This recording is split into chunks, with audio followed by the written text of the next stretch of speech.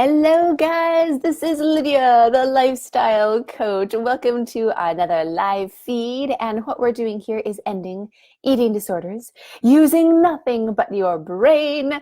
And we have seen it hundreds and hundreds of times. And it's so beautiful to see you guys after, 10, 25, 45 years in this struggle, be able to just get free, be able to finally be in alignment with who you are, like your higher self that really doesn't want this, and being able to align with just normal eating and enjoying that peace for the rest of your life. Like, we don't have to live in this cycle, and it's such a beautiful thing, and we know just how to do it. And so I'm excited to give you guys another piece of really this story of freedom and what we're moving toward. So one thing that I want to let you guys know right up front is, one reason why I do these live feeds is so that you guys have language around what's happening. So what I mean by that is it's very, very difficult to fix a problem that doesn't have language around it, that doesn't have a name, that doesn't have a title or like understanding. So one reason why we coach women all over the world is there are a lot of countries where eating disorders just aren't accepted as a thing. Like, they're not accepted as a problem, they're not accepted as valid. And so people start, thank you, internet, they start, Google searching, like, why can't I stop eating? And then they find out about, binge eating disorder and these things that weren't even on their radar. So it's very difficult to fix a problem when you don't have an understanding and language, because one, you think that you're alone. And two, you think that it's not really a problem. It's just you. It's just your own craziness. I know that for years, I just thought that I was my own brand of crazy. I thought that I was the only one in the world that did this. Like, I sort of vaguely knew about eating disorders, but that wasn't me. I mean, I was a healthy person. I didn't have mental problems. I didn't have, all of this, trauma I was trying to cover up. I wasn't trying to control my life because I had all of these conceptions of eating disorders that I know now were completely false, because we don't have eating disorders because of trauma. And we don't have eating disorders because we need to cope somehow. And we don't have eating disorders because we have mental problems. And we don't have eating disorders because we're trying to control our lives and our food is the only thing that we can control. Like, these are just the things that I'd heard. And so because I didn't fit into those boxes, I thought, okay, well, that's not me. But when it comes down to it, the truth of it is that it is a thing and that I wasn't alone. And it was because I had language around it finally, and when I understood what was actually happening. So that's why that's so important. Yes, overeating, binge eating, chewing and spitting, bulimia, food obsession, body hate, all of those things are real things that you are not at all alone in. And we actually live in a society that perpetuates those problems. We live in a time where the restriction and the dieting industry is so strong. It's the $60 billion industry that's literally churning out eating disorders. But people just don't talk about that. We just have bad information in the world that says that, oh, it's this separate thing because you're broken, not, oh, wait, the reason that you have an eating disorder is because of the habit and the restriction, and because of what you've actually been sold as the answer to try to control your eating is the very thing that's making it worse. So that's why it's so important to have language and to spread language about this, talking about these problems for what they are and the truth of it, so that we can actually get free of it. Because it's very hard to fix a problem alone, and especially when you think that you're the only one. So we are going to talk about a really awesome topic today that comes up so much, especially this time of year, about, traveling and having somebody who, being somebody who's struggling with, food, with whether that's overeating or binge eating or whatever it is. Traveling and being taken out of your environment can be a really challenging thing. So we're going to talk about the process, and then really on the other side, what to do to be able to get back steady and be able to go and be present and enjoy vacation and enjoy traveling and enjoy the people that you love, as opposed to being in this cycle with this struggle with food. And so this is how it goes usually. You know that you have a trip coming up, and you start preparing. You start thinking of all the people who are going to be there, all of the food that's going to be there, all of the activities, all the ways that you're going to be out of control around food. And so you start preparing, and of course, losing weight, right? So, you're like, okay, I've got 6 weeks until we go on this trip. So all I have to do is cut out this many calories every day so I can lose this much weight, so I can wear the clothes that I want to on this trip. And so we start restricting. And we start trying to lose the weight, and we might lose some weight, right? Like, we're going to make this declaration, and we've got this time window, right? We've got 6 weeks. But then we slip up and we binge and we feel out of control. And so, okay, well, now we've got 4 weeks, but that 4 weeks is way more of an emergency than the 6 weeks because we haven't made nearly enough progress that we need. So now, okay, it's 4 weeks. It's 4 weeks until the trip. What are we going to do? How are we going to prepare? How can we cut out even more calories? How can we exercise even more? Okay, well, now we've got 2 weeks.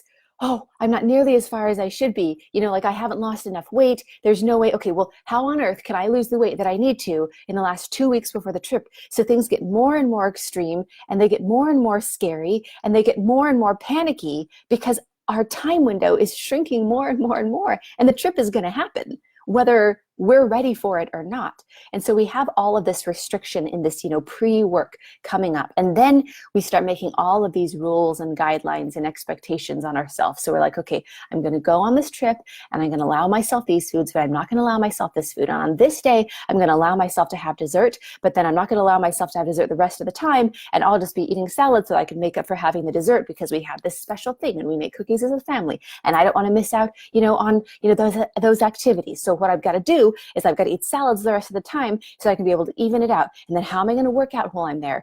Then all of a sudden you're not just making rules for yourself. You're trying to manage everyone around you to figure out your eating disorder. You're trying to know all along the way, okay, when am I going to eat? What time am I going to eat?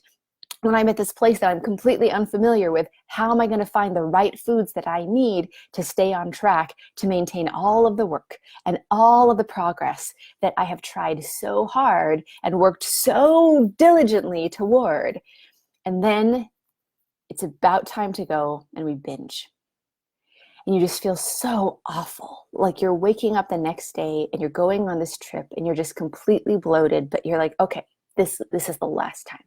I've got my plan, I've got my rules, everything is set up, everything is perfect, and we're really dedicated to that plan, and we feel awful that we binged the night before, and we're all puffy on the plane, and we're trying to wear something loose, the only loose thing that we brought, because everything else is just the exact size that we have to be, that we're not going to be any larger than that the entire trip.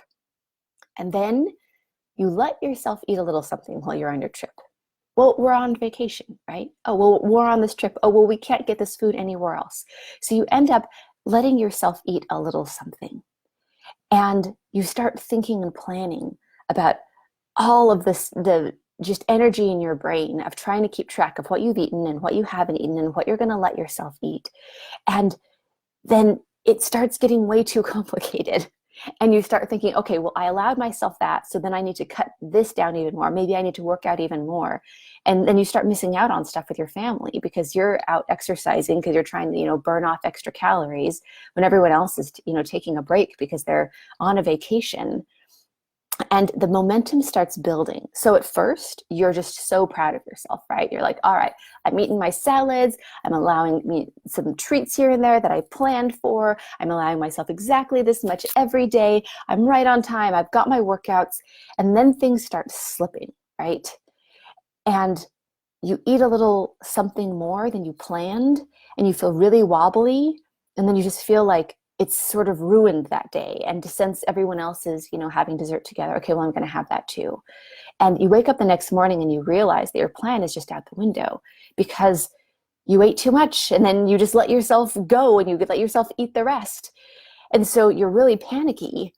And in that panic, what you turn to is more food. And so all of a sudden, the dam breaks and you're just in this momentum where you just start binging, and you're binging on your trip, and you're hiding from your family, and you're eating the stuff that you're never going to be able to eat again because you have to do something about this. Because now the marker is when we get back. When we get back from this trip, everything is going to be great. Everything is going to be perfect. I'm going to figure this out. I'm going to get the help that I need. And so on this vacation, you're with your family and you're like, okay, I'm just going to, eat whatever. But it starts really distracting you because now you're just trying to get in all the food. You're trying to, binge on as much as you can while you still have the chance. And you're becoming more and more isolated from the very people that you're there to visit. It's like, okay, where is mom? And you're hiding food, and then you're trying to make up for it by working out even more. And you're feeling worse and worse as you're working out. I remember after a binge, just waking up just a completely different shape because I was so just stuffed and bloated and inflamed. And I didn't bring any clothes on the trip that would allow me to be comfortable in a body like that. Because you have to know before you leave on your trip what your body's going to be like. You have to have an idea because you're putting clothes in a suitcase that you expect to fit the whole time. And then you go and you binge and none of your clothes fit. So I remember one trip where everyone else was out playing on the beach and I was just alone in my room because I couldn't go buy bigger clothes. That felt like a complete failure. And where was I going to go? I'm on this island. We're supposed to be having a great time. And I have no clothes that fit me because I'm so just misshapen from binging. And so I literally just sat in my robe in the room. It was really sad. Trust me, I felt the sadness. It was really, really awful. So you start getting more and more isolated because of all sorts of different reasons. And then you look back at your vacation and you realize that you've missed out on being present. You've missed out on the people that you care about most. People are talking about stuff that you totally missed because you were binging or you were crying or you were isolating or whatever you were trying to do. And then in your last few days, with all that regret and all of that guilt, it's the last chance. Because this is so bad. You ruined another vacation. You took those memories away from yourself and your children and your family with you in them. You weren't in pictures because you didn't want anyone to see you. And you make this declaration of never again. I am never going to let this happen again. I have to fix this. And in the face of that promise, your binging gets worse than ever because this is the last time you're ever going to do it. This is the last time you're ever going to allow yourself dessert. And by the way, there's dessert everywhere because we're on a trip and we're eating all this fun stuff. So you're going to make all your favorite stuff and you're just going to let yourself do it. And you're just going to let yourself binge and you're just going to, eat everything around because you're never going to do it again. And this is your last chance because as soon as you get in the car and as soon as you walk onto the plane and go home, this is the last time.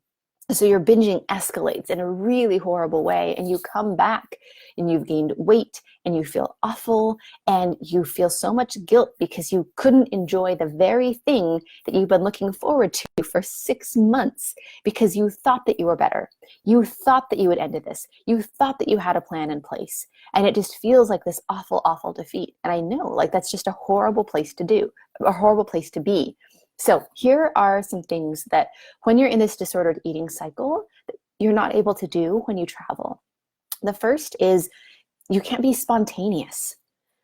We put all these rules on ourselves about food and we have to plan all the meals in advance. And so we can't just go off. We can't just, okay, we're going to leave. Well, okay, do we have snacks in the purse? Do we have the right foods? Oh yeah, how long is it going to be until our next meal? You're planning meals with everyone else because you're together. And so you don't have a say of when that is. So how are you going to figure that out? And you are constantly trying to control the situation. So you're not able to be spontaneous. And this is something that we hear so much is that it's so hard to go and not have the spontaneity that everyone else has, not be able to, just, okay, surprise, let's go to the beach because you're not prepared because you have this weight of food. You have this burden of having to figure everything out and plan everything ahead. So you can't be spontaneous. The second thing is you can't enjoy yourself because you're not present. When other people are there and they're, playing games and they're in this place where, they're making these memories together and having a shared experience, you're thinking about food. You are feeling bad about the food that you ate, and you're feeling bad about the food you're about to eat, and you're feeling bad that you don't have this under control, and you're thinking about all the food just sitting out in the kitchen, and you're wondering why nobody else is thinking about that, and you're the only one with food on your mind. And so you can't be present with people. You can't have those moments of your life because you're in this other realm with thinking of food. Another thing you can't do is have spontaneous trips to the beach. If everyone's like, okay, let's go to the beach. You can't do things that show your body because your body, there's so much shame around that because it's changed so much. Just like when I had no clothes that fit, I was next to the ocean. I could see the ocean from my resort room. It was a beautiful ocean that I got in once before everything got really bad. And so it's one of these things where you can't sort of reveal your body because everyone's going to be like, whoa, what happened? Why are you so bloated? Why are you so round around the middle? Are you okay? And whether it's actually noticeable or not, you're so uncomfortable and you notice it. So it may be a visual thing that people are asking about, and it may just be something that is making you such a wreck inside that you're not able to go to the beach and enjoy that. And so you're not able to, okay, well, let's go and do this fun thing, or let's go to the hot springs, or, you can't do the things that create flexibility in your wardrobe because you are so constrained by this. The other thing you can't be is the same size, because all throughout the year you've been binging and restricting and gaining and losing and gaining some more and then plus some. And so another added layer of terror is that every time that you go on this vacation, every time that you go back to see these people for this special event, you're a different size. And everyone's wondering, like, what's going on? What's happening? Wow, like she was really thin last year, and whoa, she's gained 50 pounds in a year, and then you're thin and the next year. And it's like people are just very confused about what's happening, and you're very confused about what's happening. And what's on your mind so much is you're trying to keep track of, like, okay, who saw me last time? What weight was I last time? Are people going to be looking at what I'm eating because they're seeing that, I'm so much thinner this year? Are people going to be looking at what I'm eating because they're seeing how much bigger I am this year? So it's this constant yo-yo of you're all different sizes when people see you. And the years stack up because we live life in cycles. We have the year, we have the seasons, we have the weeks, we have the months. And so every time you come back around, that's a really tough thing about New Year's, is you come back around to another year and you realize you're making the same resolutions that you've made for the past 20 years. This year, I'm going to be done with my binge eating. This year, I'm going to be done with my bulimia. This year, I'm really going to figure it out. And you know what? You may be hopeful and you may be excited at the beginning of the year, but it's like every year that you fail in that and you come back around and realize it's been an entire year and you haven't figured it out yet. You come with just that added layer of just failure and shame, and it's a really tough place to be. And so you look back over all the years that have stacked up and you see yourself at all different sizes, and you know that you weren't present for those things, and you see all the kids getting older and just you in the same cycle. And it's this feeling of that life is happening around you. Like you're in this prison with food and you're thinking about it and you're obsessing about it. And then all around you, you see people that seem to be okay. You see people eat half their dessert and then get busy and walk away. You see people with food right in front of them and they're engaged in a conversation. You see people that are able to just, well, we're not going to work out. We're on vacation. We're going to, be here on the couch and we're going to, talk as a family. And it feels like everyone else is experiencing life and you're in this place where life is happening around you, but you're not living, because you're just trying to figure out this one thing that puts a cloud over everything else. And so that's what happens with travel when you struggle with food. And what you need to do to really break the cycle and to finally be able to enjoy travel, like you say that you want to. I want to travel, I want to be present, I want to do things. Well, the way to do that is that it's not about more control, and it's not about more rules, and it's not about preparing more. In fact, that actually makes it worse. Because think of the message that you're sending yourself. You're sending yourself this message that you can't trust you. You are so untrustworthy around food that you have to have all of these extra layers. You have to have all of these rules and controls, and you're actually creating an identity of somebody who can't be trusted. So what has to happen is you have to turn that around and move into a place of trust and find that flexibility. Find that ability to, one, trust yourself, and then be flexible in the situation of traveling. And with those things together, you can be present. And it completely turns things around. That's why we work so much with just the brain and those patterns, because when you break that cycle, then you actually learn to start gaining trust with yourself, because you know in the moment how to get out of that binge mode. And so you can just wake up to, oh, wait, why would we do that? And when your brain is aligned, then you're not at war with yourself anymore. And so you start to trust yourself because you can end a binge before it even starts. But then you also trust yourself because you've got a whole stack of evidence that you're trustworthy, because you had more and more instances where you would have binged in the past and you didn't. And so you're, from multiple angles, building that trust with yourself. And with that trust comes that flexibility, because you know that no matter what happens, you're going to be okay. So if you guys haven't seen, I think Binge Eater in Italy or Freedom in Italy, I can't remember what I titled the video. It's the video of me when I went to Italy. So my whole life, I had wanted to go to Italy since I was a little girl. And when I could finally, afford it and was old enough and everything was in place, I delayed that trip for years and years and years because I knew that I would ruin it. I knew that I would go and I would binge and I would be inside some little beautiful villa and I would have all this pasta and candy and chocolate and feel horrible and miss out on the entire country that I wanted to go and see. And so I put it off for years and years.